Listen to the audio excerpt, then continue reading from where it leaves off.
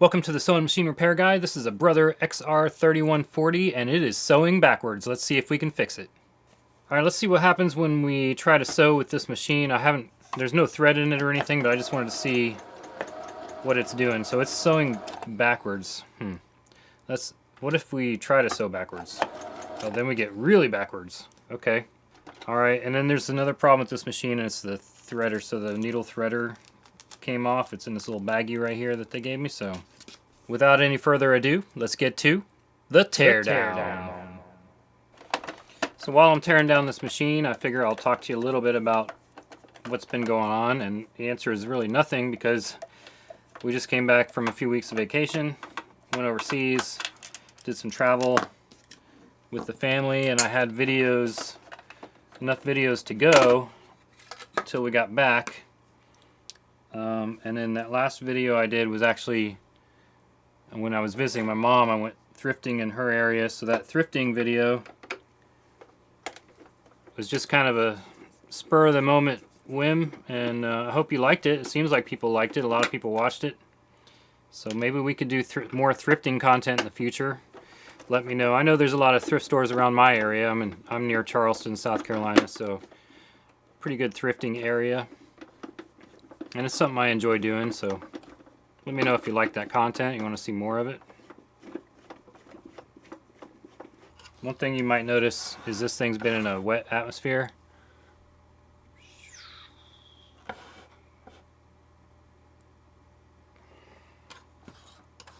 See all the rust? Oh yeah, that comes right off on my finger too. Before we get too far into this machine, we're going to go blow out this machine with some compressed air and come back and see if we can figure out what's going on with it. So we just cleaned it out with some compressed air, and then now I haven't done the oiling yet, but I wanted to see if we can figure out what the problem is first. So your reversing action here and your stitch length in general comes from this little motor right here, this little servo. So this servo motor has a gear on it, and the gear turns this little pinion / cam right here, where this pin rides back and forth on there. So if this moves position, I should change my stitch length. So now we're further in the reverse, and then if I move it up, we should be going forward quite a bit. So now it's adjusted to go forward quite a bit. If you can see that, it's feeding that fabric. It's coming up, picking up the fabric, pushing back, and going back down. So we're looking at this feed dogs right there. So it could be that our motor here is bad, this little servo motor.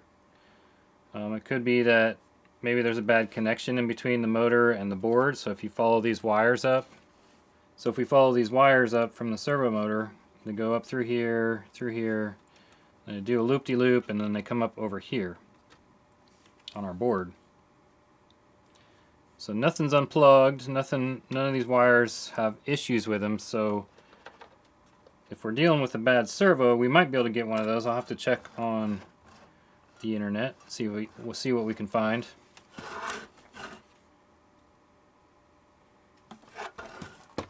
I want to check that. I want to take a look at this board and see if there's anything more. It looks like it got hot or something like that.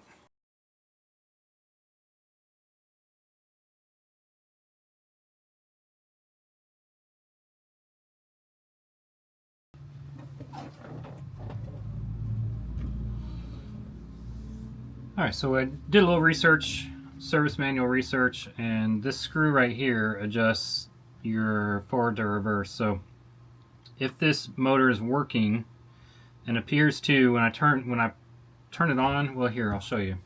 So what I'll do is I'll turn this on without the cover on. It's going to beep at us because it's not happy because the cover is not connected. But we want to see if it's going to calibrate this little motor right here by adjusting the position here, because I've pushed it, so now we have a stitch that's a pretty wide or pretty long in length forward stitch. And so we leave the needle up, and then let's give it a try.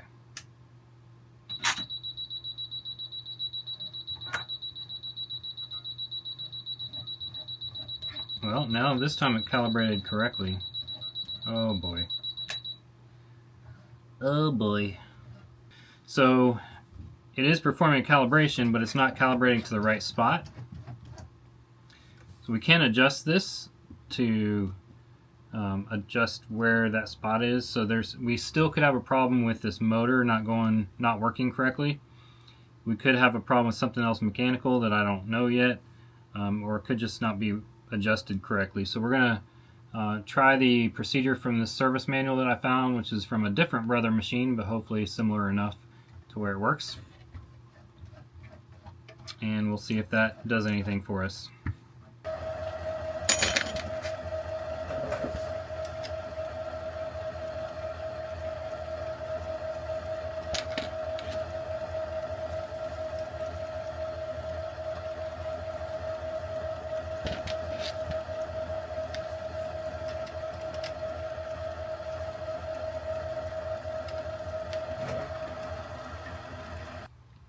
Alright, here's what we found for this machine. So if you have one of these Brothers that's sews backwards, I think I may have figured out what the issue is. Because I wasn't convinced that there's a problem with this motor because it wasn't acting consistently, and it was kind of acting like it was too hard for it to move all the way. So there was too much resistance somewhere. So what I did was I took my penetrating oil, so I used Tri-Flow. I took some of this, and what I noticed was when I pushed this, it didn't want to return very fast. So it didn't want to like spring back. See how it's springing back pretty quick when I let my hand off of it? So it was kind of like sticking there. So I think this piece may have been too difficult for this little motor to move, at least consistently. So what I did was I put my penetrating oil like right in here and then right over here, and I moved it while applying some of that oil to let it in, and then I also applied a little bit of heat to help along that process. And now it's sliding pretty well, and it's cooled off for the most part, and I was not able to reproduce the issue with this. So what I'm going to do next is I'm going to put the whole machine back together. So I did mess with this screw, and this does change your 0 point. So what that means is that your reverse stitch, it's like the balance between forward and reverse. So we're going to have to test that and make sure that our forward to reverse balance is good, and we can adjust this. This is able to be adjusted with the cover on. So they've made it kind of easy to do that, which is good.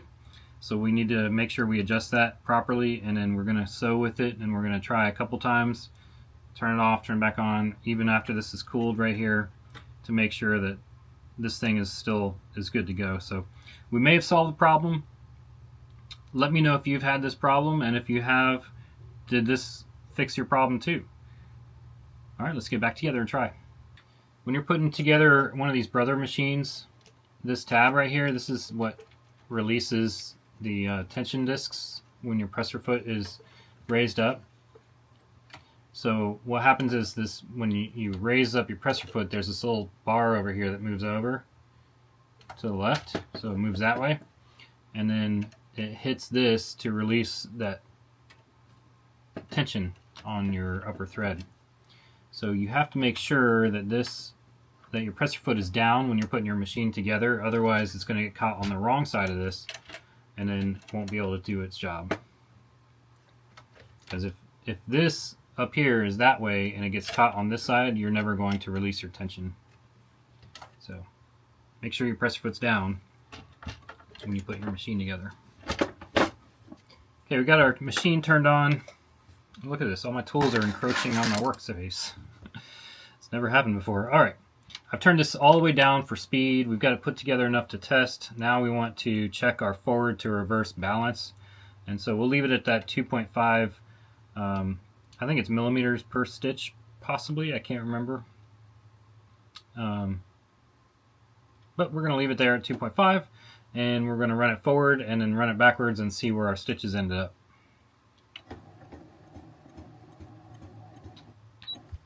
So we're going to pick it up, move it just slightly over, and now we're going to do reverse. So is our balance off? Forward, they're really close together. Reverse, they're really far apart. I would say that our balance is off. So we're going to adjust that.